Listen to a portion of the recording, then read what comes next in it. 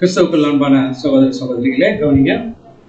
இப்போ முதல் பகுதியில் நம்ம என்ன பார்த்தோம் அப்படின்னா, ஆத்மா என்றால் என்ன, மனிதன் தான் ஆத்மா அப்படின்ற விஷயத்தை என்ன பண்ண பார்த்தோம். அப்போ மனிதனோ என்றால் செத்த பின் என்ன பண்ணுறான், ஒளிந்து போகிறான். இந்த பூமியில் நடக்கக்கூடிய எந்த ஒரு விஷயங்களுக்கும் அவருக்கு என்னென்ன சம்பந்தம் இல்லைன்னு பார்த்தோம். அப்படின்னா அவர் எது வரைக்கும் இந்த மண்ணில் இருக்கணும் அப்படின்னா, பிரேத குழியில் இருக்கிற அனைவரும் அவருடைய சத்தத்தை கேட்கும் காலம் வரும். அது வரைக்கும் அமைதலாக தான் இருக்கணும். அதுக்கப்புறம் பைபிளில் இருந்தக்கூடிய ஒரு சில முரணான சம்பவங்களை குறித்து என்ன பண்ணணும் நம்ம பார்த்தோம். சரி, இப்போ கடைசியா இந்த ஆத்மாவுக்கு ஒரு முரணான ஒரு சம்பவம் தான் என்ன அப்படின்னா, ஐஸ்வர்யவான், ஏழை, லாசரு. ஏன்னா இந்த ஒரு விஷயத்த தெளிவா புரியாததுனாலதான் கிறிஸ்தவர்கள் என்ன நினைச்சிட்டு இருக்கிறாங்க அப்படின்னா, ஆத்மான்னு ஒண்ணு நம்ம கிட்ட இருந்து என்ன ஆகுது அப்படின்னா பிரிஞ்சு போகுது, அது பரலோகத்திலையும் நரகத்திலையும் போய் என்ன பண்ணுது, அவதிப்படுகிறது அப்படின்னு என்ன பண்ணிட்டு இருக்கிறாங்க, நினைச்சிட்டு இருக்கிறாங்க. சரி, இப்போ இதனுடைய உண்மையான காரியம் என்ன அப்படின்றத என்ன பண்ண நம்ம பார்க்கலாம். சரி, அந்த சம்பவத்தை படிங்க. லூக்கா 16வது அதிகாரம் 19 to 21. மைக் யார்கிட்ட இருக்கு? சரி, நான் படிச்சிடுறேன், கவனிங்க. ஐஸ்வர்யமுள்ள ஒரு மனுஷன் இருந்தான். அவன் இரத்தாம்பரம் விலையேறப்பட்ட வஸ்திரம் தரித்து அனுதினமும் சம்பூர்ணமா என்ன பண்ணிக்கிட்டு இருந்தாரு, வாழ்ந்து கொண்டிருந்தார். இவன் பாருங்க, ஐஸ்வர்யவான் அப்படின்ற ஒருத்தர் இருக்கிறாரு. அவர் ரத்தாம்பரம் நல்ல விலையேறப்பட்ட ஒரு ட்ரெஸ் எல்லாம் போட்டிருக்கிறாரு. நல்லா என்ன பண்ணிட்டு இருக்காருன்னா சாப்பிட்டுட்டு இருக்கிறார். இதுதான் ஐஸ்வர்யனை பத்தி சொல்லி இருக்கிறது.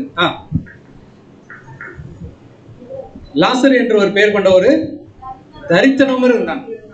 அவர் என்ன பண்றாருன்னா, பற்கள் நிறைந்தவர். அந்த ஐஸ்வர்யவான் வாசல் அருகே கடந்து அவனுடைய மேஜையில இருந்து விழுகிற துணிக்கையினாலே தன் பசியை ஆற்ற ஆசையா இருந்தால் நாய்கள் அவன் பருக்கையை நக்கிட்டு. சரி, இப்போ ஐஸ்வர்யவானை குறித்து சொல்லப்பட்டிருக்கக்கூடிய ஒரே விஷயம் என்ன அப்படின்னா, அவர் நல்லா சாப்பிட்டாரு, நல்லா ட்ரெஸ் போட்டார். நல்லா சாப்பிட்டாரு, நல்லா ட்ரெஸ் போட்டார். இப்போ நீங்க சொல்லுங்க, நல்லா சாப்பிடுறது நல்லா ட்ரெஸ் போடுறது தப்பா? பாருங்க, இப்ப நான் நல்லா சம்பாதிக்கிறேன், நான் நல்லா படிச்சிருக்கிறேன், நல்ல வேலையில இருக்கிறேன், கை நிறைய சம்பாதிக்கிறேன். கை நிறைய சம்பாதிக்கிறதுனால நல்லா சாப்பிட்றேன், நல்ல பெரிய ஹோட்டலுக்கு போய் நல்லா சாப்பிட்றேன், நல்ல பெரிய கடைக்கு போய் நல்ல ட்ரெஸ் வாங்கி ட்ரெஸ் போடுறேன். இது தப்பா? தப்பு இல்லையா? தப்பு இல்லை. ஏன் தப்பு இல்லை அப்படின்னா, நான் நியாயமா சம்பாதிச்சு உழைச்சதுல இருந்து நான் என்ன பண்றேன், செய்யறேன். சரி, இப்போ இந்த ஐஸ்வர்யவான் இப்படி செஞ்சது தப்பா தப்பு இல்லையா? நல்லா சாப்பிட்டது, நல்லா ட்ரெஸ் போட்டது தப்பா தப்பு இல்லையா? தப்பு இல்லை. ஏன்னா அது அவர் எப்படி சம்பாதிச்சாருன்னு நமக்கு தெரியல, ஆனா தப்பு இல்லை. அடுத்தது இந்த ஏழை லாசரு, இவர் எதனால ஏழையா மாறினாரு?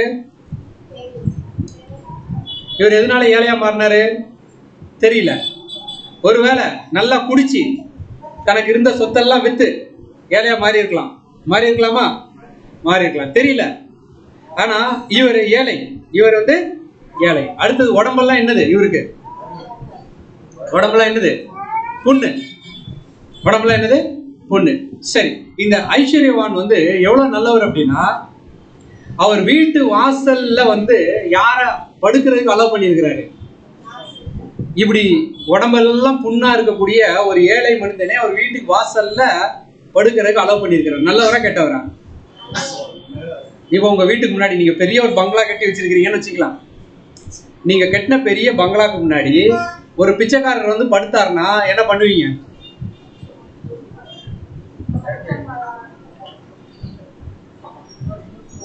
நீங்க கண்டிப்பா நம்ம என்ன பண்ணுவோம் அப்படின்னா, டேய் இங்க பாரு, நான் செலவழிச்சு என்ன பண்ணி வச்சிருக்கிறேன், இது முன்னாடி என்ன பண்ணாத. ஆனா இந்த ஐஸ்வர்யவான் எவ்வளவு நல்லவர் அப்படின்னா, அவர் மேஜையில இருந்து கீழே விழுறதெல்லாம் பொறுக்கிற அளவுக்கு இந்த ஏழை லாசருக்கு என்ன இருக்குது, உரிமை இருக்குது. அப்படின்னா இந்த ஏழை லாசரு வீட்டுல வாசல்ல மட்டும் படுக்கல, எங்க வரைக்கும் போயிருக்கிறாரு, வீட்டுக்குள்ள வரைக்கும் மேஜையில இருந்து மிச்சம் ஆகுறதெல்லாம் என்ன பண்ணிட்டு வராரு. அப்படின்னா ஐஸ்வர்யவான் நல்லவரா கெட்டவரா? இப்படி எல்லாம் பார்த்தா எப்படிதான் தோணுது, நல்லவர் மாதிரி தான் தோணுது. சரி, அடுத்த படிங்க. லூக்கா 16:22. லூக்கா 16ஆம் அதிகாரம் 22ஆம் வசனம். பின்பு அந்த தரித்திரன் மரித்து தேவதூதரால் ஆபிரகாமுடைய மடியிலே கொண்டு போய் விடப்பட்டான். பாருங்க, இப்ப என்ன ஆகுறாருன்னா மரிக்கிறாங்க. தரித்திரனும் மதிக்கிறாரு, சாகுறாரு. சாப்பிட்ட உடனே தேவ தூதர்கள் அவரை எங்க கொண்டு போறாங்க? எங்க கொண்டு போறாங்க? ஆபிரகாமுடைய மடிக்கு கொண்டு போறாங்க. நீங்க இப்போ கொஞ்ச நேரத்துக்கு முன்னாடி என்ன சொன்னீங்க? செத்தவங்க எல்லாம் எங்க இருக்கணும்? மண்ணுக்குள்ளே இருக்கணும். எது வரைக்கும்? பிரேத குழியில இருக்க அனைவரும் அவருடைய சத்தத்தை கேட்கும் காலம் வரும், அது வரைக்கும். ஆனா இப்போ என்ன நடந்திருக்குது? செத்த உடனே அவர் எங்க போயிட்டாரு? ஆபிரகாம் மடிக்கு போயிருக்கிறாரு. அப்படின்னா ஆபிரகாம் ஆல்ரெடி எங்க இருக்கிறாரு? ஆபிரகாம் ஆல்ரெடி எங்க இருக்கிறாரு? பரலோகத்துல இருக்கிறாரு. சரி, இப்ப ஆபிரகாம் பரலோகத்துக்கு போக முடியுமா? இஸ்ரேல் ஜனங்களுக்கு பரலோக வாய்ப்பு இருக்குதா? 2ஆம் உலகத்துல நம்ம பார்த்தோம். அவங்க என்ன ஆசீர்வாதத்துக்குள்ள வராங்க? கடற்கரை மணல். ஆனா இந்த சம்பவம் எப்படி சொல்லுகிறது அப்படின்னா, ஆல்ரெடி ஆபிரகாம் எங்க இருக்கிறாரு? பரலோகத்துல இருக்கிறாரு. சரி, அடுத்தது ஐஸ்வர்யான் எங்க போறாரு? லூக்கா 16:22. லூக்கா 16:22. ஐஸ்வர்யவானும் மரித்து அடக்கம் பண்ணப்பட்டான். பாருங்க, ஐஸ்வர்யவான் மரித்து என்ன பண்ணப்பட்டிருக்கிறாரு? அடக்கம் பண்ணப்பட்டிருக்கிறாரு. அடக்கம் பண்ணதுக்கு அப்புறம் என்ன நடக்குது அப்படின்னா, படிங்க 16:22. 23. தன் கண்களை ஏறெடுத்து தூரத்திலே ஆபிரகாமையும் அவன் மடியிலே லாசரையும் கண்டான். இப்போ இதெல்லாம் எப்படி இருக்குது அப்படின்னா, இப்ப பாடியை கொண்டு போய் அடக்கம் பண்ணியாச்சு. ஆனா நெக்ஸ்ட் இப்ப எங்க இருக்கிறாரு அப்படின்னா, இவரு நரகத்துல இருக்கிறாரு. எங்க இருக்கிறாரு? நரகத்துல இருக்கிறார். இதெல்லாம் தான் பார்த்துட்டு என்ன சொல்லுவாங்க அப்படின்னா, இப்ப நரகத்துக்கு யாரு போயாச்சு? இப்ப நரகத்துக்கு யாரு போயாச்சு? ஐஸ்வர்யவானுடைய ஆத்துமா. இப்ப ஆத்துமா எங்க போயிருச்சு? நரகத்துக்கு போயிருச்சு. அப்படியா? இப்ப கொஞ்ச நேரத்துக்கு முன்னாடி தான் நம்ம பார்த்தோம், ஆத்துமானா என்னது? மனிதன். ஆனா இப்போ இந்த சம்பவத்தை பார்க்கும்போது எப்படி இருக்குது அப்படின்னா, ஐஸ்வர்யானை கொண்டு போய் என்ன பண்ணியாச்சு? அடக்கம் பண்ணியாச்சு. அப்படின்னா மண்ணுக்குள்ள என்ன போயிருச்சு? மண்ணுக்குள்ள என்ன போயிருச்சு? சரீரம் போயிருச்சு. ஆவி எங்க போயிருச்சு? மேல போயிருச்சு. அப்படின்னா நரகத்துல இருக்கிறது என்னது? நரகத்துல இருக்கிறது என்னது? அதுதானே பத்தர் ஆத்துமா. அதுதானே ஆத்துமா. சரி, இப்போதைக்கு அது ஆத்துமான்னு வச்சுக்கோங்க. வச்சுக்கிட்டு இப்ப என்ன பண்ணுங்க அப்படின்னா, தன் கண்களை ஏறெடுத்து பார்த்து ஆபிரகாம் மடியில என்ன பண்றாராம்? லாசர் இருக்கிறதை பார்த்துட்டாரு. பார்த்துட்டு என்ன சொல்றாரு அப்படின்னா, படிங்க 16:24. 16:24. அப்பொழுது அவன் தகப்பனாகிய ஆபிரகாமே, நீர் எனக்கு இறங்கி லாசரு தன் விரலின் நுனியை தண்ணீரில் தோய்த்து என் நாவை குளிர பண்ணும்படி அவனை அனுப்ப வேண்டும். இந்த அக்கினி ஜுவாலையில் வேதனைப்படுகிறேனே என்று கூப்பிட்டான். இப்ப கீழே இருந்து என்ன பண்றாரு அப்படின்னா, அந்த ஐஸ்வர்யவான் கத்துறாரு, நீங்க பயங்கர அனலா இருக்குது, பயங்கர அக்னியா இருக்குது, நீங்க என்ன பண்ணுங்க அப்படின்னா, மேல இருக்க லாசரு கிட்ட சொல்லி எனக்கு ஒரு சொட்டு தண்ணி. எத்தனை சொட்டு தண்ணி? ஒரு சொட்டு தண்ணி. சரி, இப்ப எல்லாருக்கும் வெயில் காலம் ஸ்டார்ட் ஆயிடுச்சு. நீங்க வந்த உடனே ஒரு பாட்டில்ல ஒரு சொட்டு தண்ணி வச்சிருக்கிறாங்கன்னு வச்சுக்கலாம். எத்தனை சொட்டு தண்ணி? நீங்க என்ன பண்ணுவீங்க? நீங்க என்ன பண்ணுவீங்க? அப்படியே திரும்பி போயிருவீங்க. அப்படின்னா இங்க இருக்கிறவங்களுக்கு ஒரு சொட்டு தண்ணி என்ன ஆகாது? பத்தாது. ஆனா இவர் கேட்கறது என்னது? இவர் கேட்கறது என்னது? ஒரு சொட்டு. ஒரு சொட்டு தண்ணி கேட்கிறாரு. இந்த அக்னியில நான் வேதனைப்படுகிறேன், அதனால என்ன பண்ணுங்க, லாசர் கிட்ட சொல்லி தன் விரல் நுனியிலால ஒரு சொட்டு தண்ணி எனக்கு என்ன பண்ணுங்க, கொடுங்க. அதற்கு ஆபிரகாம் என்ன சொல்றாரு அப்படின்னா, படிங்க 16:25. 16:25. அதற்கு ஆபிரகாம், மகனே, நீ பூமியிலே உயிரோடு இருக்கும் காலத்தில் உன் நன்மைகளை அனுபவித்தார், லாசரும் அப்படியே தீமைகளை அனுபவித்தான். அதை நினைத்துக்கொள். அப்பொழுது அவன் தேற்றப்படுகிறான், நீயோ வேதனைப்படுகிறாய். பாருங்க. அப்படின்னா ஆபிரகாம் என்ன சொல்றாரு அப்படின்னா, ஆபிரகாம் நீங்க பூமியில நல்லா வாழ்ந்தீங்க, ஆனா அவர் என்ன பண்ணாரு? கஷ்டப்பட்டாரு. இப்ப அவர் நல்லா இருக்கிறாரு, நீங்க என்ன பண்ணுங்க? கஷ்டப்படுங்க. இது என்னங்க லாஜிக்கு? பூமியில நான் நல்லா இருந்தேன்னா நான் நரகத்துக்கு போயிடுவேன். பூமியில நான் பிச்சைக்காரனா இருந்தேன்னா நான் எங்க போயிடுவேன்? அப்படின்னா இப்ப நெக்ஸ்ட் என்ன பண்ணணும் அப்படின்னா, எல்லாரும் போய் உடனே யாரா மாறிடுங்க? பிச்சைக்காரனா மாறி. யாரை கூட கிடையாது, பிச்சைக்காரனா மாறணும். ஏன்னா நம்ம உடம்புல எல்லாம் என்ன வரணும்? புண்ணெல்லாம் வரணும். அப்பதான் நீ எங்க போக முடியும்? சரி, படிங்க அடுத்தது லூக்கா 16:26. அதுவும் அல்லாமல் இவ்விடத்திலிருந்து உங்களிடத்திற்கு கடந்து போகவும் அவ்விடத்திலிருந்து எங்களிடத்திற்கு கடந்து வரவும் மனதுள்ளவர்களுக்கு கூடாதபடிக்கு எங்களுக்கும் உங்களுக்கும் நடுவே பெரும் பிளவு உண்டாக்கப்பட்டிருக்கிறது. இதுதான் என்ன சொல்லுவாங்க அப்படின்னா, பரலோகத்திற்கும் நரகத்துக்கும் நடுவில் என்ன இருக்குது? பெரிய பிளவு இருக்குது. அங்க இருந்து இங்க வர முடியாது, இங்க இருந்து அங்க போக முடியாது. நரகம்னா என்னன்றதை என்னைக்கு பார்க்கலாம்? அடுத்த வாரம் பார்க்கலாம். சரி, இப்போதைக்கு அது நரகம்னு என்ன பண்ணீங்க வச்சுக்கீங்க. சரி, அடுத்து லூக்கா 16:27. 27ஆம் வசனம். அதற்கு அப்பொழுது அவன், அப்படியானால் தகப்பனே, எனக்கு 5 பேர் சகோதரர் உண்டு. அவர்களும் வேதனையுள்ள இந்த இடத்துக்கு வராதபடி அவன் போய் அவர்களுக்கு சாட்சியாக இருக்கும் பொருட்டு. சரி, அப்படின்னா இவருக்கு தெரிஞ்சு போச்சு லாசருவை இங்க அனுப்ப மாட்டார் ஆபிரகாம். இப்ப என்ன முடியாதுன்னா நானும் எங்க போக முடியாது, அங்க போக முடியாது. இப்ப அந்த கீழ இருந்து ஐஸ்வர்யவான் என்ன ஒரு ரிக்வஸ்ட் வைக்கிறார் அப்படின்னா, எனக்கு இன்னும் எத்தனை பேர் இருக்கிறாங்க? 5 சகோதரர்கள் இங்க உயிரோட தான் இருக்கிறாங்க. அவங்க எங்க வந்துடக்கூடாது, இந்த நரகத்துக்கு வந்துடக்கூடாது. அதனால என்ன பண்ணுங்க அப்படின்னா, தயவுசெய்து யார் அனுப்புங்க.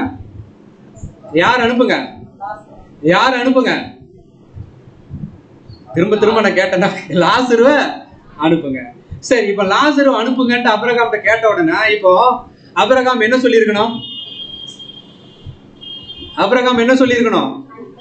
சரிப்பா அனுப்புறேன்ப்பா, அட்லீஸ்ட் அவங்கள நரகத்துக்கு போகாத மாதிரி நான் என்ன பண்ணிக்கிறேன் பார்த்திருக்கேன்னு சொல்லணுமா இல்லையா? ஆனா ஆபிரகாம் என்ன தெரியுமா சொல்றாரு?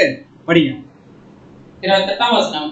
நீர் அவனை என் தகப்பன் வீட்டுக்கு அனுப்பும்படி உம்மை வேண்டிக் கொள்கிறேன் என்றான். அடுத்து படிங்க. ஆபிரகாம் அவனை நோக்கி அவர்களுக்கு மோசேயும் தீர்க்கதரிசிகளும் உண்டு, அவர்கள் செவி கொடுக்கட்டும் என்றான். ஆபிரகாம் என்ன சொல்றாருன்னா, அவர்களுக்கு யார் இருக்கிறாங்களாம்?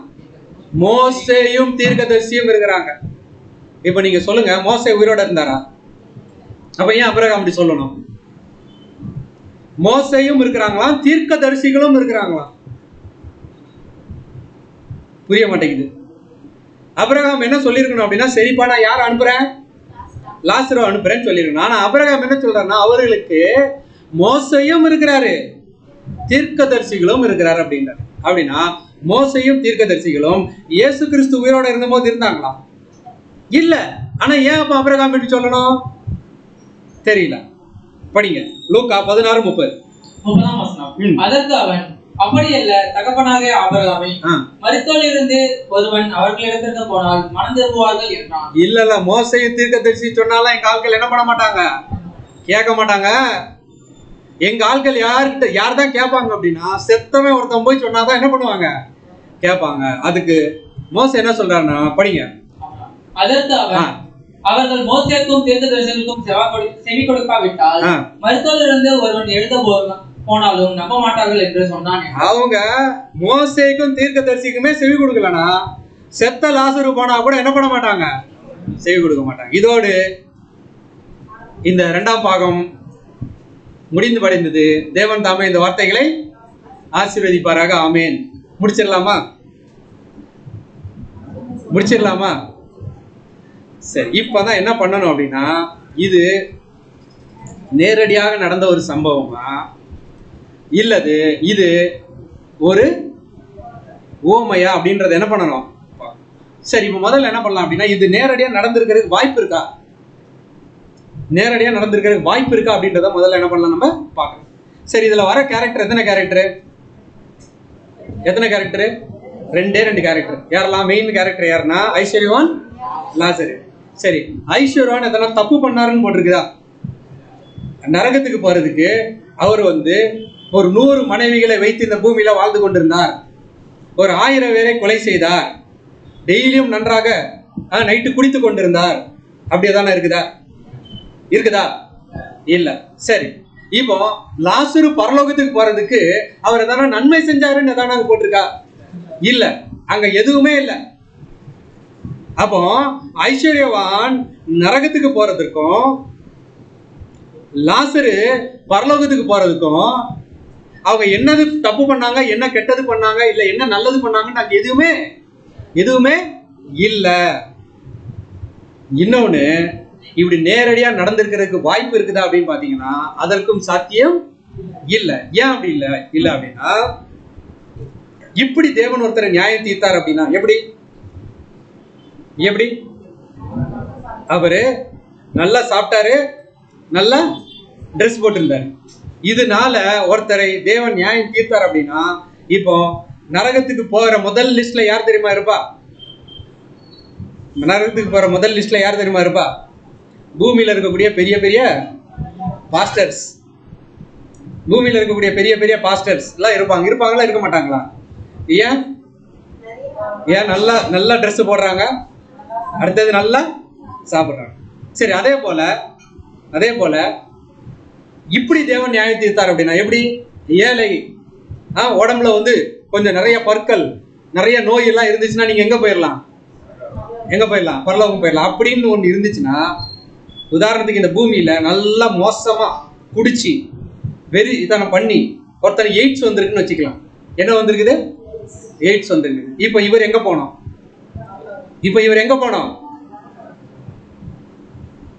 பாத்தீங்களா? அப்படின்னா இதை நேரடியாக நடந்த ஒரு சம்பவமாக நம்ம என்ன பண்ணக்கூடாது? எடுக்க கூடாது. அப்படின்னா இது என்ன சம்பவம் அப்படின்றத நான் சொல்றேன். அப்படின்னா படிங்க, மத்தேயு 13வது அதிகாரம் 34வது வசனம். மத்தேயு 13ஆம் அதிகாரம் 34வது வசனம். இவைகளை எல்லாம் இயேசு ஜனங்களோட உவமைகளாக பேசினார். உவமைகளாலே அன்றி அவர்களோட பேசவில்லை. அப்படின்னா இயேசு கிறிஸ்து பேசின முக்காவாசி விஷயம் எப்படி?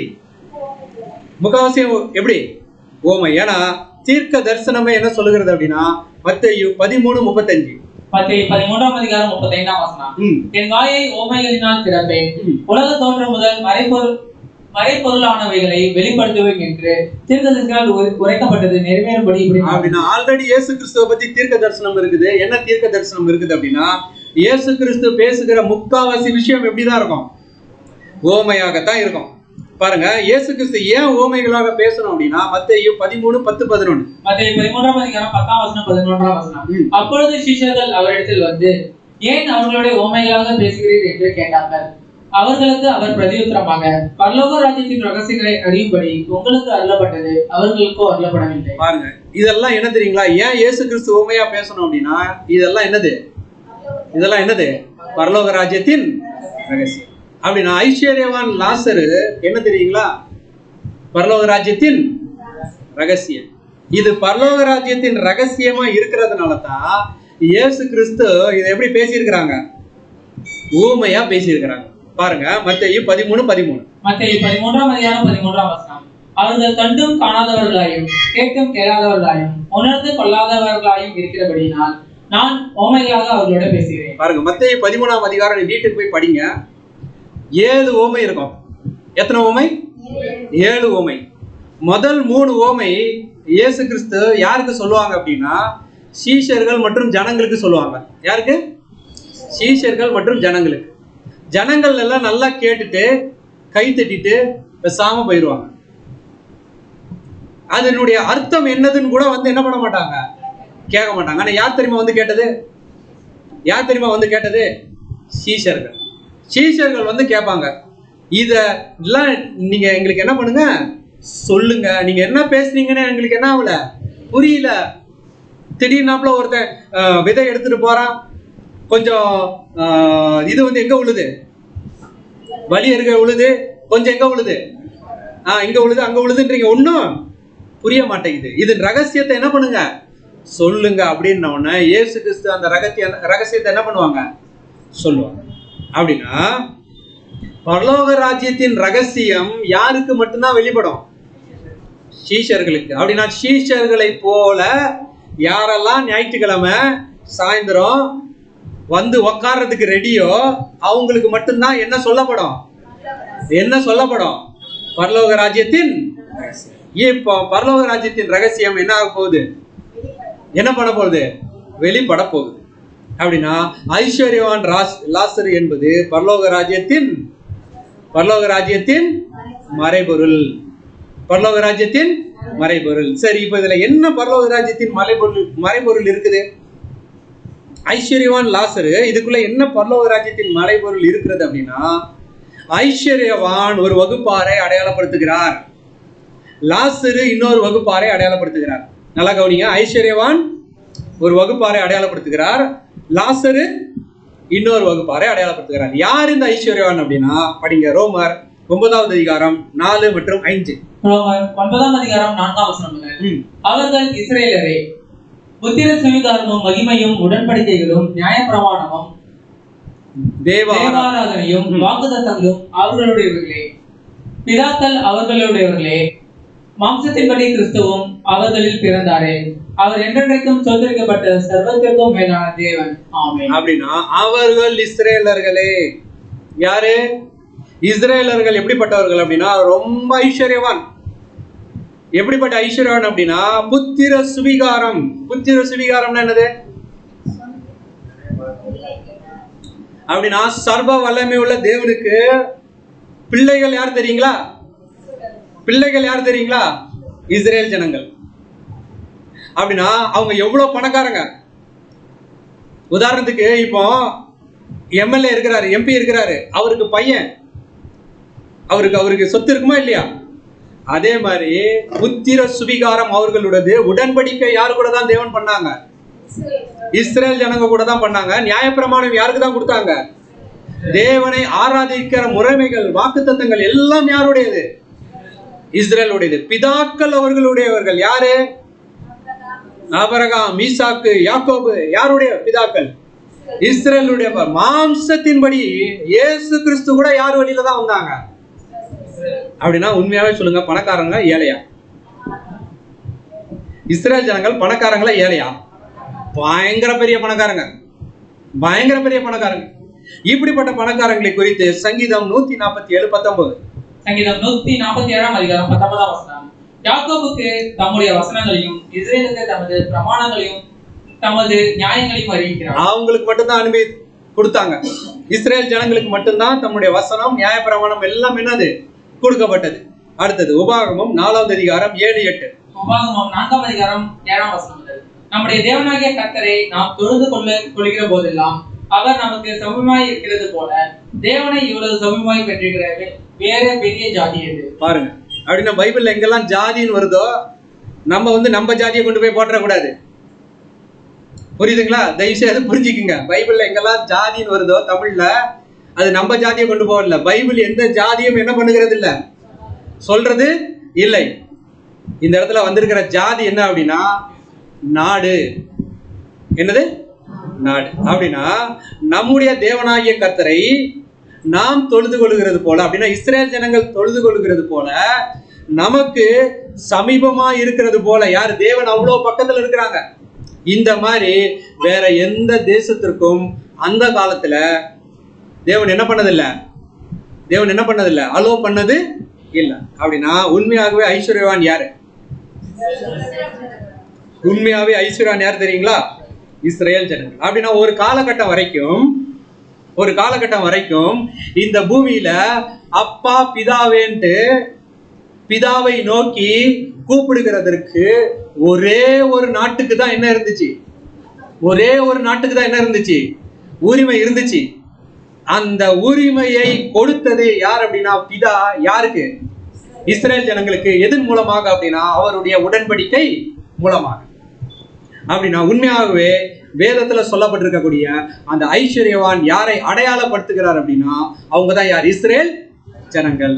சரி, இப்ப ஐஸ்வர்யவான் இஸ்ரேல் ஜனங்கள் அப்படின்னா ஏழை லாசரு யாரு?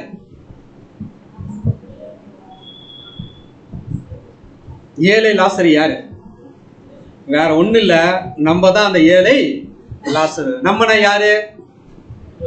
யாரு? புறஜாதிகள். படிங்க. எபேசியர் 2வது அதிகாரம் 12வது வசனம். எபேசியர் 2ஆம் அதிகாரம் 12ஆம் வசனம். அக்காலத்திலே கிறிஸ்துவை சேராதவர்களும் இஸ்ரேலுடைய காணியாட்சிக்கு புறம்பானவர்களும் வாக்குத்தத்தத்தின் உடன்படிக்கைக்கு அந்நியரும் நம்பிக்கை இல்லாதவர்களும் இவ்வுலகத்தில் தேவனற்றவர்களுமாய் இருந்தீர்கள் என்று நினைத்துக் கொள்ளுங்கள். அப்படின்னா அக்காலத்திலே, அப்படின்னா எக்காலத்துல? பழைய ஏற்பாட்டு காலத்துல இஸ்ரேல் ஜனங்களுக்கு மட்டுமே தேவனா இருந்த காலத்துல நம்மளாம் யார் அப்படின்னா வாக்கு தத்தத்திற்கு அந்நியர். அப்படின்னா இஸ்ரேல் ஜனங்களுக்கு கொடுத்த வாக்கு தத்தத்தை இன்னைக்கு நீங்க வீட்டுல மாட்டி வச்சிட்டு இருக்கிறீங்க.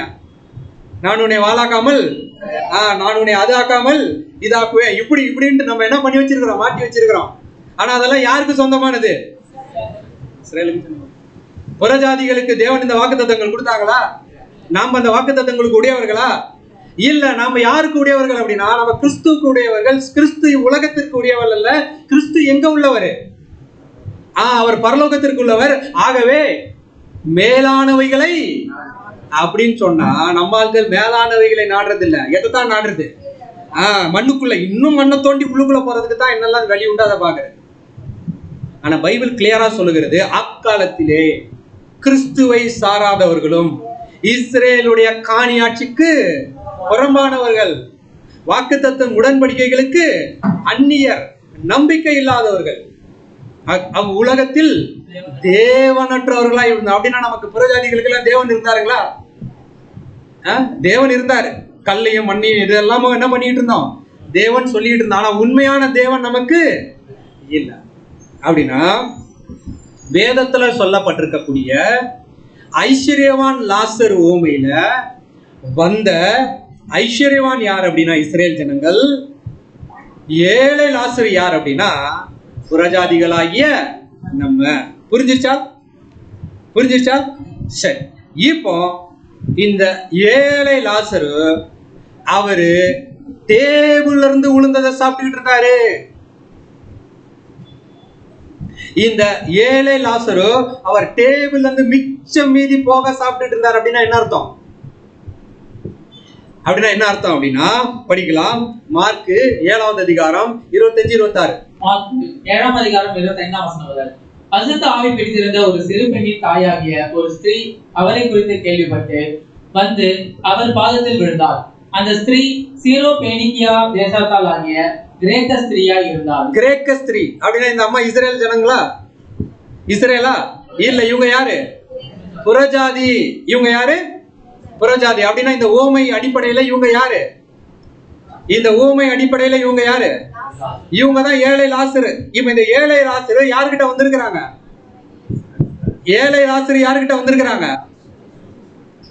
ஐஸ்வர்யமான ரொம்ப ஐஸ்வர்யத்துல மேல உள்ள இயேசு கிட்ட வந்திருக்கிறாங்க. அவள் தன் மகனை பிடித்திருந்த பிசாசை துரத்தி விட வேண்டும் என்று அவரை வேண்டிக் கொண்டார். இப்ப இயேசு கிறிஸ்து என்ன பண்றாங்கன்னா இந்த அம்மா வேண்டிக் கொள்கிறாங்க. அதற்கு இயேசு கிறிஸ்து என்ன சொல்றாங்க அப்படின்னா, இயேசு அவளை நோக்கி முந்தி பிள்ளைகள் திருப்தி அடையட்டும். அப்படின்னா முந்தி பிள்ளைகள் திருப்தி அடையட்டும்னா என்னது? ஏமா நீ எங்க இருக்கிற? நீ டேபிளுக்கு கீழே இருக்கிற. ஏன் பிள்ளைகள் எங்க உட்காந்துட்டு இருக்கிறாங்க? டேபிளுக்கு மேல உட்காந்துட்டு இருக்கிறாங்க, மேஜையில உட்காந்துட்டு இருக்கிறாங்க. இப்ப நான் சாப்பாடு யாருக்கு கொடுக்கணும்? இப்ப நம்ம வீட்லயே 10 இட்லி தான் இருக்குது. இப்படி சொன்னாதான் நமக்கு புரியும். இப்ப நம்ம வீட்டுல இருக்கிறது எத்தனை இட்லி? 10 இட்லி. 5 பேர் பிள்ளைகள். இப்ப 5 பிள்ளைகளுக்கு முதல்ல கொடுத்துட்டு போக தானே நீங்க என்ன பண்ணுவீங்க? வெளியில கொண்டு போய் தான தர்மம் பண்ண. தனக்கு மிஞ்சினதுதான் என்னது? இப்ப இயேசு கிறிஸ்து என்ன சொல்றா, பிள்ளைகள் முதல்ல என்ன ஆகட்டு? திருப்தி ஆகட்டு. பிள்ளைகளின் அப்பத்தை எடுத்து நாய்க்குட்டிகளுக்கு போடுகிறேன். அப்ப நம்மலாம் யாரு? ஆனா என்ன பேச்சு இந்த நாய்க்குட்டி? பெரிய இவர் அப்படியே வானத்துல இருந்து கீழே இறங்குன மாதிரி தான் இவரு. ஆனா ஆக்சுவலா தேவனுடைய பார்வையில நம்மளாம் ஒரு காலத்துல எப்படி இருந்திருக்கிறோம்? நாய்க்குட்டி. நாய்க்குட்டிகளுக்கு போடுகிறது நல்லதல்ல என்றார். அதற்கு அவள் மெய்தான் ஆண்டவரே. அந்த அம்மாவும் கரெக்ட் தான். நாங்க நாய்க்குட்டி தான், நாங்க புறஜாதிகள் தான், தேவனுடைய காணியாட்சிக்கு புறமானவர்கள் தான், தேவ ஆராதனை எங்களுக்கு இல்ல, வாக்குத்தத்தங்கள் எங்களுக்கு இல்ல. கரெக்ட் தான், நீங்க சொன்னது கரெக்ட் தான். நாங்க நாய்க்குட்டி தான். ஆனாலும் மேஜையின் கீழே இருக்கும் நாய்க்குட்டிகள் பிள்ளைகள் சிந்துகிற துணிக்கைகளை தின்னுமே என்றார். உண்மைதானே? நாய்க்குட்டி என்ன பண்ணும் அப்படின்னா மேஜையில இருந்து கொஞ்சம் மிச்சம் மீதி எல்லாம் இருந்துச்சு என்ன பண்ணுங்க, போடுங்க. அப்பதான் இயேசு கிறிஸ்து பார்த்துட்டு சொல்லுங்க, படிங்க. 29ஆம் வசனம். அப்பொழுது அவர், நீ சொன்ன அந்த வார்த்தை நிமித்தம் போகலாம், பிசாசு உன் மகளை விட்டு நீங்கி போயிற்று என்றார். இயேசு கிறிஸ்துவுக்கு ரொம்ப பிடிச்சு போச்சு.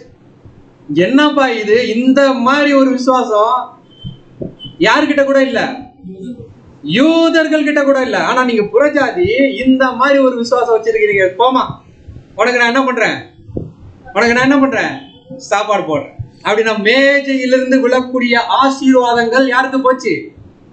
புறஜாதிகளுக்கு போச்சு. இன்னொரு சம்பவம் படிங்க. மத்தேயு 8வது அதிகாரம் 5 மற்றும் 6. மத்தேயு 8வது அதிகாரம் 5ஆம் வசனம்.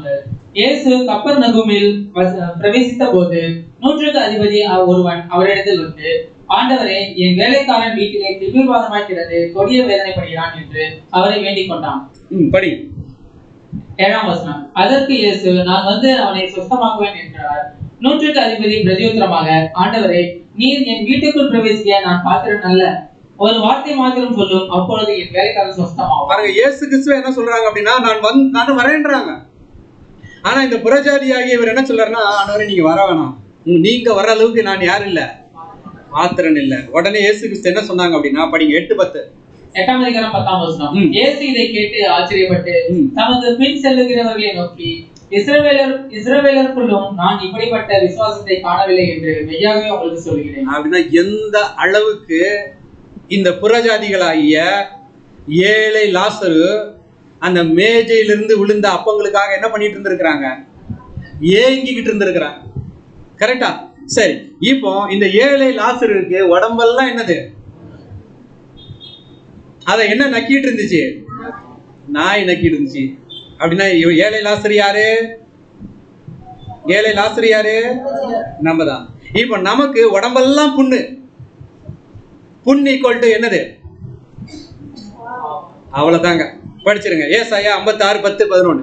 ஏசாயா 56:10. அவனுடைய காவற்காரர் எல்லாரும் ஒன்றும் அறியாத குருடர். அவர்கள் எல்லாரும் குலைக்க மாட்டாத ஊமையான நாய்கள். தூக்க மயக்கமாய் புலம்புகிறவர்கள், படுத்துக் கொள்கிறவர்கள், நித்திரை பிரியர். திருப்தி அடையாமல் இருக்கும் பெருவயிற்று நாய்கள், பகுத்தறிவில்லாத மேய்ப்பர். அவர்களில் ஒவ்வொருவனும் தன் வழியையும் அவனவன் தன் மூலையில் இருந்து தன் புழவையும் நோக்கி கொண்டிருக்கிறான். அப்படின்னா இந்த புண்ணுதான் என்னதுன்னா பாவம். இந்த பாவத்தை எல்லாம் வந்து நல்லா நக்குறதுக்கு யார் இருந்தது? நாய்கள். யார் இந்த நாய்கள்? வேற ஒண்ணு இல்ல, அந்தந்த காலத்துல இருந்த இந்த மாதிரிப்பட்ட ஆட்கள். இவங்களெல்லாம் என்ன சொல்லுவாங்கன்னா பிலாசபர்ஸ் சொல்லுவாங்க. பிலாசபர்னா என்னது? தத்துவ ஞானிகள். பயங்கரமா என்ன பண்ணுவாங்கன்னா தத்துவங்கள் பேசுவாங்க. தத்துவங்கள் பேசிட்டு போனாங்களா, இவர் 2 லைன்ல ஒரு தத்துவம் பேசுவார். என்ன பேசுவாரு? நாக்காவராயினும் நாக்காக்க சோ என்ன யாகாவராயினும் நாக்காக்க சோகா. அப்படின்னா இது என்ன பண்ணிச்சு அப்படின்னா அந்த காலத்துல கொஞ்சம் என்ன பண்ணிச்சு? எப்பா இருப்பா எதை நீ இதுலனா கூட எதை கண்ட்ரோல் பண்ணிக்க, நாக்கா கண்ட்ரோல். ஆனா இது உண்மையாகவே அவருடைய பாவத்தை எடுத்துச்சா? இல்ல. ஆனா என்ன பண்ணுச்சு? கொஞ்சம் நக்கி விட்டுச்சு. இந்த மாதிரி நக்குனது நிறைய பேர். எந்த காலத்துல? அந்த காலத்துல. சரி, இப்ப திடீர்னாப்ல ஒரு நாள் என்ன ஆகுது அப்படின்னா 2 பேரும் மரிக்கிறாங்க. யார் மரிக்கிறது? ஐஸ்வர்யவானும் மரிக்கிறாரு, லாசரும் மரிக்கிறாரு. இது எக்ஸாக்டா எப்ப நடக்குது அப்படின்னா இயேசு கிறிஸ்துவினுடைய மரணத்தை அடையாளப்படுத்துகிறது.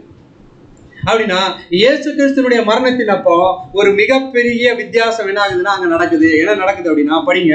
இஸ்ரேல் ஜனங்களை பார்த்து இயேசு கிறிஸ்து சொன்னது என்ன அப்படின்னா மத்தேயு 23:37-38. மத்தேயு 23:37.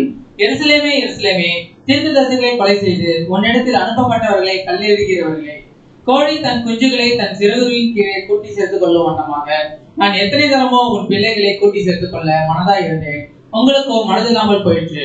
ஏதோ உங்கள் வீடு உங்களுக்கு பாழாக்கி விடப்படும். உங்கள் வீடு உங்களுக்கு பாழாக்கி விடப்படும். யாருடைய வீடு? இஸ்ரேல் ஜனங்களுடைய வீடு. எப்ப பாழாச்சு?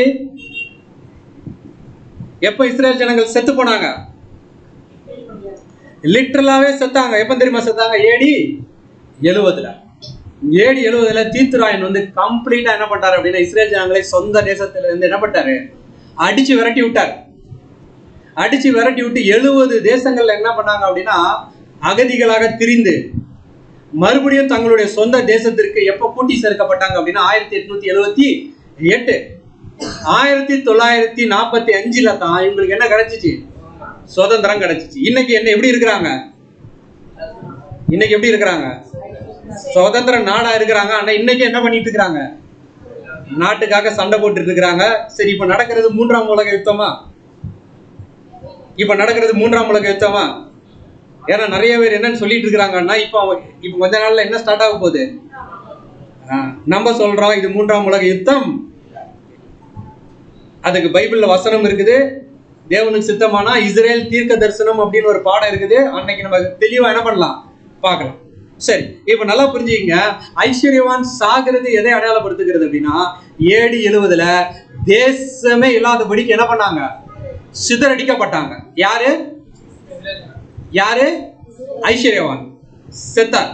அடுத்தது புறஜாதி என்ன நடக்குது அப்படின்னா படிங்க. எபிரேயர் 10:19.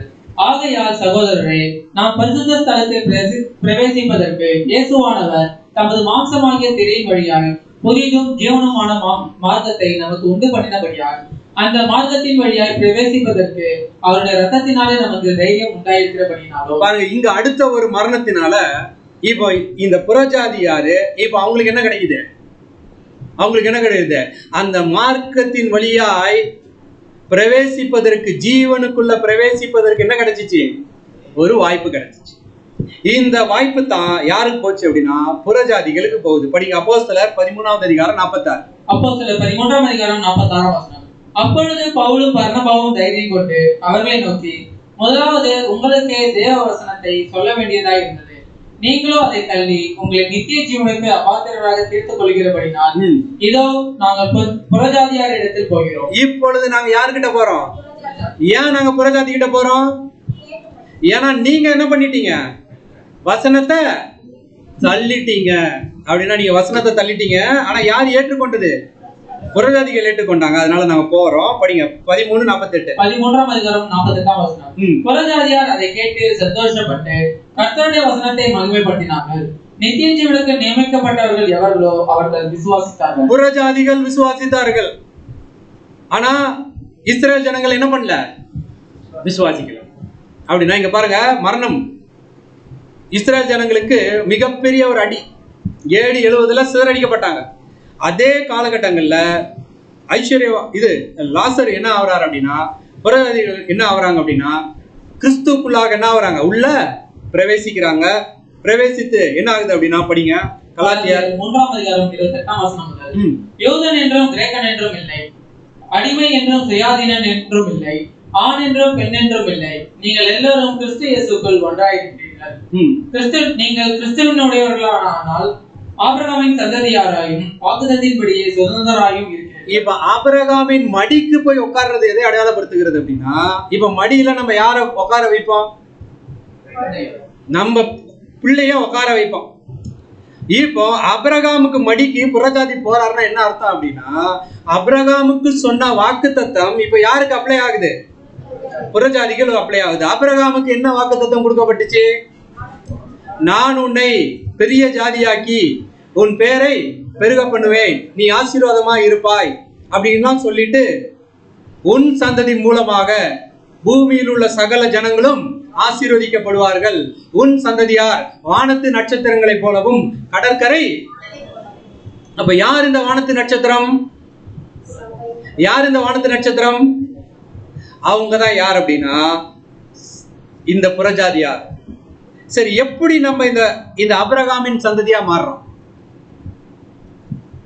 இப்ப ஆபிரகாமுக்கு கொடுக்கப்பட்டிருக்கிற ஆசீர்வாதம் எப்படி நமக்கு அப்ளை ஆகுது? எப்படி அப்ளை ஆகுதுன்னா, இப்ப பாருங்க, ஆபிரகாமின் வம்சத்துல வந்தது யாரு? இயேசு. இப்ப இயேசுவை நான் விசுவாசித்தா, இப்ப நான் யாருடைய வம்சத்துக்குள்ள போயிட்டேன்? இயேசு கிறிஸ்துவுடைய வம்சத்துல போயிட்டேன். இப்ப எனக்கும் இயேசு கிறிஸ்துவுக்கும் என்ன இருக்குது? சம்பந்தம் இருக்குது. இப்ப இயேசு கிறிஸ்துவுக்கும் யாருக்கும் சம்பந்தம் இருக்குது? இப்ப அப்படின்னா ஆபிரகாமுக்கும் எனக்கு எப்படி இருக்குது? யார் மூலமா? அப்படின்னா கிறிஸ்துவை உடையவர்கள் ஆனீங்கன்னா, அப்படின்னா கிறிஸ்துவை நீங்க ஏற்றுக்கொண்டீங்கன்னா நீங்க யாருடைய சந்ததிக்குள்ள போலாம்? யாருடைய சந்ததிக்குள்ள போலாம் அப்படின்னா ஆபிரகாமுக்கு சொல்லப்பட்டிருக்கக்கூடிய தீர்க்க வாக்குத்தத்தம் இப்ப யாருக்கு சொந்தம் அப்படின்னா, ஆபிரகாம் கிட்ட என்ன சொல்லப்பட்டுச்சு? வானத்து நட்சத்திரம். அதனாலதான் இப்ப புறஜாதியார் எங்க போய் உட்கார்ந்துருக்கிறாங்க? ஆபிரகாம் கிட்ட சொன்ன வாக்கு தத்தத்தின்படி, இப்ப எங்க போயிருக்கிறாங்க? பரலோக ஆசீர்வாதத்துக்கு போயிருக்கிறாங்க. ஆனா ஒருத்தர் இப்ப எங்க போயிட்டாரு? நரகத்துக்கு போயிட்டார். அப்படின்னா லிட்டரலான நரகமான்னு பாத்தீங்கன்னா, இது அவர்களுடைய செத்த நிலைமையை குறிக்கிறது. எந்த நிலைமை? செத்த நிலைமை. AD 70 என்ன ஆனாங்கன்னா பயங்கரம் அடிபட்டாங்க. எப்படி அடிபட்டாங்க அப்படின்னா, ஒவ்வொருத்தரும் பயந்து பயந்து பயந்து தங்களுடைய சொந்த நாட்டை விட்டு 70 நாடுகளுக்கு என்ன ஆனாங்கன்னா சிதறடிக்கப்பட்டு போனாங்க. அன்னைக்கு போனவங்க தான் ஒரு நாள் என்ன பண்ணாங்க அப்படின்னா, பாருங்க, இது 70 நாடுகளுக்கு கிட்டத்தட்ட என்ன பண்ணிருக்கிறாங்கன்னா போயிருக்கிறாங்க. இது மெஜாரிட்டி இந்த நாடுகள்ல இருந்தாங்க. யூதர்கள் மெஜாரிட்டி இந்த நாடுல இருந்தாங்க. சரி, எப்போ இவங்க ஆபிரகாமின் மடியில் இருக்கக்கூடிய புறஜாதிகள்கிட்ட எனக்கு ஒரு சொட்டு தண்ணி கேட்டாங்க. ஒரு சொட்டு தண்ணியாவது கொடுங்கன்னு சொல்லி எப்போ புறஜாதிகள்கிட்ட கேட்டாங்க அப்படின்னா, இவருடைய காலத்துல கேட்டாங்க. யாருடைய காலத்துல? ஹிட்லருடைய காலத்துல தான் முதல்ல புரஜாதிகள் கிட்ட இவங்க போய் என்ன பண்றாங்கன்னா ரிக்வெஸ்ட் வைக்கிறாங்க. ஏன்னா இவர் அடிச்ச அடி சரியான அடி பாருங்க. தேடி தேடி தேடி தேடி தேடி என்ன பண்ணாருன்னா யூதர்களை கொன்னார். இங்க கிடக்கிறதெல்லாம் என்ன தெரியுங்களா? அங்க ரெண்டாவது நான் போடலையா? இங்க கிடக்கிறதெல்லாம் என்ன தெரியுங்களா? யூதர்களுடைய ட்ரெஸ் பாருங்க. ஒவ்வொருத்தரையும் கேம்ப்ல கொண்டு வந்து இப்படி நிறுத்தி என்ன பண்ணுவார் அப்படின்னா, இந்த மாதிரி வந்து ஒரு இதுக்குள்ள போங்க, உங்களை அங்க என்ன பண்ணுவாங்கன்னா குளிப்பாட்டுவாங்கன்னு. நீங்க அங்க போங்க, அது ஷவரு, மேல இருந்து உங்களுக்கு என்ன வரும், தண்ணி வரும்னு வரும். இவங்கள நம்பி போயிடுவாங்க. இவங்க போய் நிப்பாங்க, மேல இருந்து கேஸ், பாய்சன் கேஸ் திறந்து விட்டுருவாரு, எல்லாம் செத்துருவாங்க. அவர்களுடைய உடைமைகள் வந்து இங்க பாருங்க எப்படி கிடக்குது பாருங்க. இதெல்லாம் அவங்களுடைய பாடிஸ். கிட்டத்தட்ட 60 லட்சம் யூதர்களை என்ன பண்ணாருன்னா குன்று குவித்தாரு. இதெல்லாம் அவங்களுக்கு ஷூ. இதெல்லாம் நம்ம எக்ஸ்பிளைன் பண்ணலாம். இன்னொரு இஸ்ரேல் தீர்க்க தரிசனம் அப்படின்னு ஒண்ணு இருக்கு. ஆனா சிம்பிளா புரிஞ்சுக்கங்க. இவங்க எப்ப வந்து கதறினாங்க அப்படின்னா, புரஜாதிகள்கிட்ட ஹிட்லர் இவங்களை பந்தாடினார். ஐரோப்பியா முழுதும் என்ன பண்ணாருன்னா இருந்து பிடிச்சிட்டு வந்தார். பிடிச்சிட்டு வந்து என்ன பண்ணாருன்னா இவங்களை பந்தாடினார். அப்பதான் இவங்க என்ன பண்ணாங்கன்னா புரஜாதிகள்கிட்ட ஒரு ஹெல்ப் கேட்டாங்க. அப்பதான் பிரிட்டனு இந்த மாதிரிப்பட்ட நாடுகள்லாம் என்ன பண்ணாங்கன்னா அவங்களுக்கு ஹெல்ப் கேட்டாங்க. ஒரு சொட்டு சரி இப்போ என்னாச்சு அப்படின்னா தண்ணி கிடைச்சிருச்சு. இப்போ இன்னும் இவங்க என்ன பண்றாங்கன்னா ஆபிரகாம்கிட்ட ஒரு ரிக்வெஸ்ட் வைக்கிறாங்க. என்ன ரிக்வெஸ்ட் வைக்கிறாங்க? எனக்கு எத்தனை பேர் இருக்கிறாங்க? 5 பேர் இருக்கிறாங்க. அது என்னது 5 பேர்? சரி, இதை புரிஞ்சுக்கணும் அப்படின்னா இஸ்ரேலுடைய வரைபடத்தை கொஞ்சம் புரிஞ்சுக்கணும். பாருங்க, இஸ்ரேலுடைய முதல் ராஜா யாரு? சவுல். இரண்டாவது ராஜா, மூணாவது, நாலாவது, அஞ்சாவது தெரியல, எனக்கும் தெரியல. கரெக்ட். ரெகபயாம் அப்படின்றவர் எந்த நாட்டுக்கு ராஜா அப்படின்னா சாலமோனுக்கு அப்புறம் உள்நாட்டு கலவரத்தால இஸ்ரேல் அப்படின்ற இந்த முழு நாடு என்ன ஆகுதுன்னா 2ஆ பிரியுது. நல்லா கவனிங்க. இந்த இஸ்ரேல் அப்படின்ற முழு நாடு 2ஆ பிரியுது. மேல இருக்க நாட்டுக்கு பேர் என்ன அப்படின்னா இஸ்ரேல், கீழே இருக்க நாட்டுக்கு பேர் என்னது? யூதா தேசம்.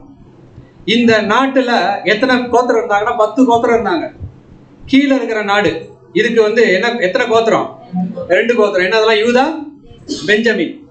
யூதா பெஞ்சமின் அப்படின்ற 2 கோத்திரம் வந்து யூதேயா தேசம். இதற்கு கேபிட்டல் என்ன அப்படின்னா ஜெருசலேம். இதற்கு கேபிட்டல் என்னது? ஜெருசலேம். இஸ்ரேலுக்கு கேபிட்டல் என்ன அப்படின்னா சமாரியா. இஸ்ரேலுக்கு கேபிட்டல் என்னது? சமாரியா. இந்த சமாரியாவில் இருந்த இதை ஆண்ட ராஜா தான் யார் அப்படின்னா ரெகோபயாம். இவர் தான் என்ன பண்ணார் அப்படின்னா இங்க இருக்கிற ஜனங்கள் ஜெருசலேமுக்கு போகக்கூடாது அப்படின்றதுக்காக தானிலையும் பெத்தேலையும் என்ன பண்ணாரு? சொரூபங்களை உண்டாக்குனாரு. தானிலையும் பெத்தேலையும் என்ன பண்ணாரு? அங்க இருக்கிறவங்க எல்லாம் இங்க போய் சாமி கும்பிட்டுக்குங்க. இங்க இருக்கிறவங்க எல்லாம் எங்க போய் சாமி கும்பிட்டுக்குங்க, பெத்தேலுக்கு போங்க. ஆனா தப்பி தவறி கூட எங்க போயிடாதீங்க, ஜெருசலேமுக்கு போயிடாதீங்க. பாத்தீங்களா? அப்படின்னா இப்போ இந்த ஒரு ஐஸ்வர்யவான் யாரை அடையாளப்படுத்துகிறார் அப்படின்னா இந்த 2 கோத்திரத்தை அடையாளப்படுத்துகிறார். அப்படின்னா இவருக்கு இன்னும் எத்தனை சகோதரர்கள் இருக்கிறாங்க மிச்சம்? 5. சோ 5 × 2 = 10. 1 = 2, 5 = 10. புரியுதா கால்குலேஷன்? ஒரு ஐஸ்வர்யவான் = 2 கோத்திரம். புரிஞ்சுச்சிங்களா? ஒரு ஐஸ்வர்யவான் அப்படின்னா 5 ஐஸ்வர்யவான் = 10 கோத்திரம். அவ்வளவுதான். அதனாலதான் இவர் என்ன சொல்றாரு அப்படின்னா எனக்கு இன்னும் எத்தனை சகோதரர் இருக்கிறாங்க? 5 பேர். அப்படின்னா இன்னும் 10 கோத்திரம் இருக்கிறாங்க. அவங்களும் என்ன விட பயங்கரமா எப்படி இருக்கிறாங்க? அவங்க என்ன விட எப்படி இருக்கிறாங்க? பயங்கர மோசமா இருக்கிறாங்க. தயவு செய்து அவங்களுக்கு என்ன பண்ணுங்க, அனுப்புங்க அப்படின்னு ஒண்ணு. இப்போ படிங்க லூக்கா 16ஆம் அதிகாரம் 29ஆவது வசனம். லூக்கா 16ஆம் அதிகாரம் 29ஆம் வசனம். ஆபிரகாம் அவனை நோக்கி அவர்களுக்கு மோசேயும் தீர்க்கதரிசிகளும் உண்டு, அவர்களுக்கு அவர்கள் செவி கொடுக்கட்டும் என்றார். சரி, இப்போ ஆபிரகாம் என்ன சொல்றாருன்னா அவர்களுக்கு மோசேயும் தீர்க்கதரிசிகளும் இருக்கிறாங்க அப்படின்ட்டு. அது என்ன மோசேயும் தீர்க்கதரிசிகளும்? இப்போ இந்த 10 கோத்திரத்துக்கு மோசேயும் தீர்க்கதரிசிகளும் இருக்கிறாங்களாம். உண்மையாவே மோசேயும் தீர்க்கதரிசி அப்ப உயிரோட இருந்தாங்களா? இல்ல. அப்படின்னா என்ன இருந்துச்சு அவங்க கையில? அவங்க கையில என்ன இருந்துச்சுன்னா தோரா இருந்துச்சு. அவங்க கையில என்ன இருந்துச்சு? தோரா இருந்துச்சு. தோரா என்ன அப்படின்னா அவர்கள் யூதர்களுடைய வேத புத்தகம். வேத புத்தகத்துல மோசே கொடுத்த எல்லா ஆகமங்களும் இருக்குது. அதே போல தீர்க்கதரிசிகளுடைய புக்ஸும் எதுல இருக்குது? தோரால இருக்குது. கையில இருக்க தோராவையே ஒழுங்கா படிச்சு புரிஞ்சுக்கலனா, நல்லா புரிஞ்சுக்கங்க, கையில இருக்க தோராவையே படிச்சு ஒழுங்கா புரிஞ்சுக்கலனா புறஜாதிகள்ல இருந்து ஒருத்தன் போய் சொன்னா கூட என்ன பண்ண மாட்டாங்க? கேட்டுக்கொள்ள மாட்டாங்க. அதனால இன்னைக்கும் நீங்க பாத்தீங்க அப்படின்னா நம்முடைய கிறிஸ்தவர்கள் ஜெருசலேமுக்கு போறாங்க. ஜெருசலேமுக்கு எதுக்கு போறாங்க? டூருக்கு போறாங்க. இயேசு கிறிஸ்து பிறந்த ஊரு, இந்த பிறந்த ஊர்ல போயிட்டு நம்ம அவர் பிறந்த இடம், இறந்த இடம், வளர்ந்த இடத்தெல்லாம் பார்க்கலான்ட்டு புறஜாதிகள் நம்ம கிறிஸ்டியன்ஸ் போனா, இவங்க நடந்து போகும்போது அங்க இது இருக்கிற யூதர்கள்லாம் என்ன தெரியுமா பண்றாங்க? கிறிஸ்டியன்ஸை பார்த்து என்ன தெரியுமா பண்றாங்க? என்ன பண்ணுவாங்க சொல்லுங்க பார்க்கலாம். சோத்திரம் சொல்லுவாங்களா? நீங்க ஆத்திரம் சோத்திரம் எல்லாம் சொல்றதுல என்ன தெரியுமா பண்றாங்க? ஒரு சிலர் துப்புறாங்க அவங்கள பார்த்து. யூதர்கள் யாரை பார்த்து துப்புறாங்க? கிறிஸ்டியனை பார்த்து. அப்படின்னா யூ ஜென்டைல்ஸ், நீங்கெல்லாம் இங்க வரவே கூடாது அப்படின்னா புறஜாதி. அந்த அளவுக்கு தீவிரவாதிகள் யார் தெரியுங்களா? ஒரு சில யூதர்கள். இன்னைக்கு இப்ப உதாரணத்துக்கு இப்ப பாருங்களேன், பிராமின்ஸ் இருக்கிறாங்கன்னு வச்சுங்களேன், அவங்க எல்லாம் சடங்காச்சாரங்களை எப்படி ஃபாலோ பண்றாங்க அப்படின்னா பயங்கரமா என்ன பண்ணுவாங்க அப்படின்னா ஃபாலோ பண்ணுவாங்க. அந்த அந்த நாட்கள்ல ஒரு மற்றவங்க யாராவது போயிட்டா ஆச்சாரம் அபஸ்தாரம் அப்படின்னு ஏதோ ஒன்று சொல்லி என்ன பண்ணுவாங்க? தண்ணிங்கெல்லாம் ஊத்தி கழுவாங்க பார்த்தீங்களா? தீட்டுன்னுவாங்களா? அந்த மாதிரி தான் யூதர்கள். அப்படின்னா அந்த மாதிரி வெறி கொண்டவர்கள் தான் யூதர்கள். இப்படிப்பட்ட யூதர்கள் புறஜாதிகள் ஒருத்தர் போய், அதான ஒரு கிறிஸ்தவன் போய் இயேசு கிறிஸ்து உங்களுக்காக வந்தார், அவரை நீங்க ஏற்றுக்கொள்ளுங்கன்னு சொன்னா கேட்பாங்களா? கேட்க மாட்டாங்க. ஏன்னா அவங்க யாருக்கே கேட்கல, மோசேக்கே கேட்கல, தீர்க்கதரிசிகளுக்கே கேட்கல. அதனாலதான் ஆபிரகாம் அங்க சொல்றாரு, என்ன சொல்றாரு அப்படின்னா, அவர்கள் யாருக்கு கேட்கட்டு? மோசேக்கும் தீர்க்கதரிசிகளுக்கும் கேட்கட்டு. ஆனா இவர் என்ன சொல்றாரு அப்படின்னா, இல்ல செத்தவர்கள் இருந்து ஒருத்தர் போனா என்ன பண்ணுவாரு? அவர்கள் மோசேக்கும் தீர்க்கதரிசிகளும் செவி கொடுக்காவிட்டால் மரித்த நிலைமையில் இருந்த புறஜாதிகள் போய் சொன்னா கூட என்ன பண்ண மாட்டாங்க? கேட்க. அப்படின்னா இது இஸ்ரேல் ஜனங்கள் மத்தியில தேவன் சொன்ன, இயேசு கிறிஸ்து சொன்ன இது என்னது? ஓமையா நேரடியா நடந்ததா? ஓமை. சரிங்களா? இது ஓமை தான் அப்படின்றத நீங்க புரிஞ்சுக்கணும். அப்படின்னா நீங்க எங்க போகணும் அப்படின்னா லூக்கா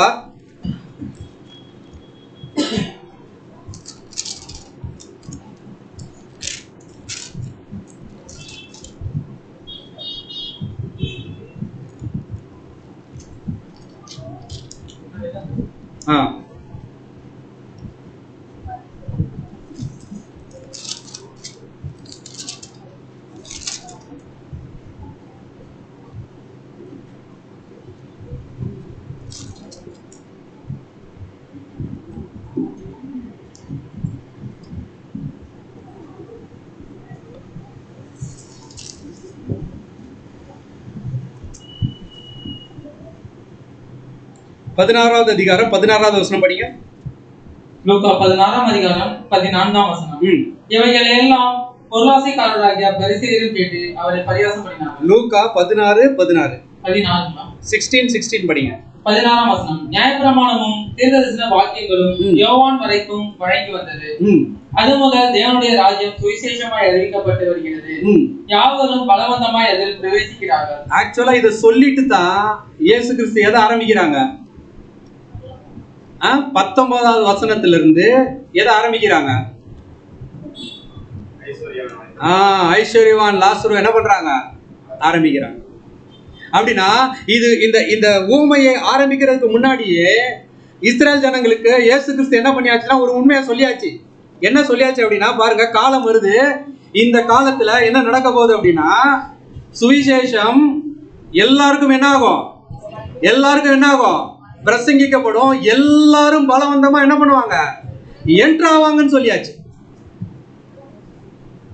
இதை புரிஞ்சு கொள்றதுக்கு அவங்களுக்கு என்ன இல்லைன்னா திராணி இல்லை. அதனாலதான் இப்ப இயேசு கிறிஸ்து என்ன பண்ணாங்க அப்படின்னா ஒரு ஓமை வழியா அவங்களுக்கு இப்ப சொல்ல ஆரம்பிச்சாங்க. என்ன அப்படின்னா, ஐஸ்வர்யான்னு ஒருத்தர் இருந்தாரு, ஏழை லாசர்னு ஒருத்தர் இருந்தாரு, அவர் இப்படி ஆகும் இப்படி ஆகும். இதையும் கேட்டு உங்களுக்கு புரியலன்னா என்னால ஒன்றும் பண்ண முடியாது. இதுதான் அந்த உவமையினுடைய பின்னாடி நடந்த விஷயம். சரி, இதோடு நம்ம என்ன பண்ணலாம் அப்படின்னா, இன்னைக்கு பாடத்தை என்ன பண்ணலாம், முடிச்சிடலாம். தேவன் தாமே இந்த வார்த்தைகளை ஆசீர்வதிப்பாராக. தயவு செய்து அடுத்த வாரம் என்ன பண்ணிடாதீங்க, மிஸ் பண்ணிடாதீங்க. ஏன் மிஸ் பண்ணிடாதீங்க அப்படின்னா, அடுத்த வாரம் தான் மெயினா நம்ம எங்க போய் பார்க்கணும், நரகத்துக்கு போயிடலாம்.